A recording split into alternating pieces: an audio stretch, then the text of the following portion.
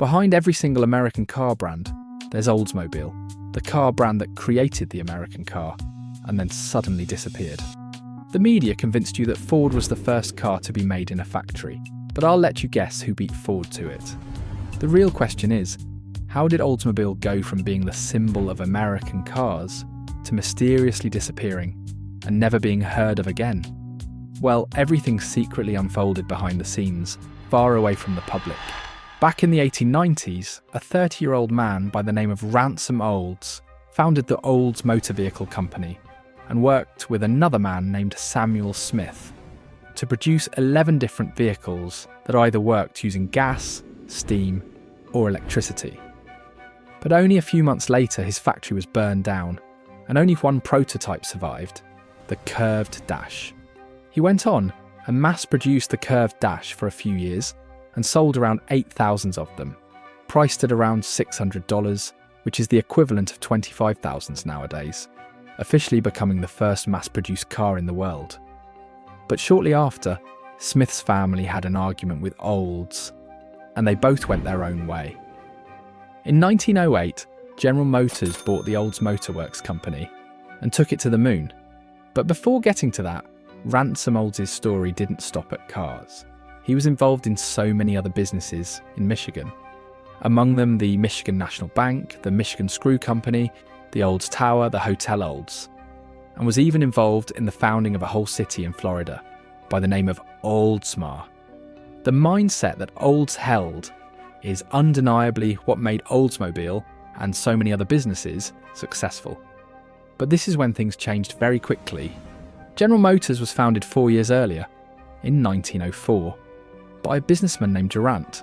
He bought Buick, followed by Oldsmobile and exactly 7 other car companies, becoming part of the biggest monopoly to exist back then, the ALAM. The ALAM is a group that basically made sure no one else could build a car without their permission. But since GM was an ally of the ALAM, Oldsmobile had a really promising future, until Ford came out of nowhere. When Henry Ford requested the permission of the ALAM to build the Model T, they refused because a few members of the ALAM who had done business with Ford had lost their money. Ford decided to produce the Model T and sell it anyway, which caused a huge court battle between Ford and the ALAM that lasted for years and years. But the main idea here is that a group of dozens of car makers was fighting a small independent company. Now, one of the main advantages of having an association of car brands is to be able to decide the price of cars, usually to sell them as expensive as possible without worrying about any competition. But since Ford decided to risk it and build an affordable car for the American public, Oldsmobile will have to face huge issues in selling its cars. The average Ford cost around $400, while the average Oldsmobile cost around $4,000, which is 10 times more than a Ford. But Oldsmobile had one thing that Ford didn't. If you don't want to miss out on anything cars, make sure to subscribe. Oldsmobile was not even able to sell 1,000 models, but their cars started to develop a strong reputation, a reputation no other company had unlocked yet. The reputation of being fast, so fast that it could gap the 20th century train, reaching speeds higher than 120 miles an hour. GM saw a huge potential in Oldsmobile and decided to use it as the innovative brand, not only being able to break records, but also serving as a test for future cars that GM planned to release. Even the first Oldsmobile models came in V8 engines, while Buick models had a regular inline-6. Forward to the 1940s, Oldsmobile was the first car manufacturer to produce a car with an automatic transmission, called the Hydra-Matic. 10 years later, Oldsmobile developed its own type of engine, the Rocket, a series of overhead valve V8 engines which quickly became the go-to option for maximum power.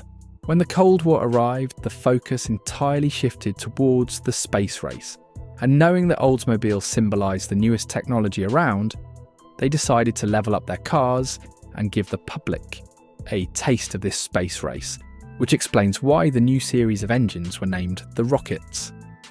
Not only the logo was changed multiple times to represent space and rockets, but as well as the bodies. Oldsmobile kept chasing innovation after innovation. First to have a hardtop, first to have a wraparound windshield, first with sweep-cut fenders. The public really felt like Oldsmobile was the pioneer of the ideal American car. Until the 60s, when a small issue began to rise. Chrysler had come up with the forward look style, and Oldsmobile could not keep up with it. In 1958, Oldsmobile released many models, but all of them felt too flashy, according to the public. Many styling experts who worked for Ford mocked the designs and labelled them as bad examples of styling, but it all came to an end in the next 30 years. Oldsmobile went back to the innovation aspect and was the first to make a turbocharged engine, first to produce a modern front-wheel drive car, first with a water injection system, and so on and so forth. Very famous models were produced, like the 442, the Starfire, the Toronado, and finally the Oldsmobile Cutlass, which became America's bestseller by '76 and is now considered the symbol of Oldsmobile's story. Demand was so high that Oldsmobile could not keep up anymore. They couldn't equip every car with the rocket engine, so they decided to secretly install a Chevy engine and make it feel like a rocket. But buyers quickly realised that OEM parts for the rocket could not fit in their engine, which quickly turned off the party that had just begun. General Motors tried coating the issues as much as they could, claiming the engines were still a product of other divisions owned by GM. In the span of a handful of years, the Cutlass received a dozen of different versions, including the Cutlass Supreme, the Cutlass Calais, the Cutlass Sierra. The public was basically lost. They didn't know what to admire anymore, and that's where the real downfall starts. When Japanese brands set foot in America, Oldsmobile's death was certain. GM tried to experiment many styles to keep up with the new wave of competition, releasing many concept-looking cars like the Aurora, the 88, the Achiever, and even an SUV by the name of Bravada. The last car Oldsmobile ever produced was in 2004, which was the Oldsmobile Alero. Now, even though Oldsmobile could barely make it to the 21st century, it was still the first American car brand to exist for a whole century, and it conquered so many records in the automotive industry that it had to pay the price of such a reputation. Don't forget to subscribe for anything cars and business.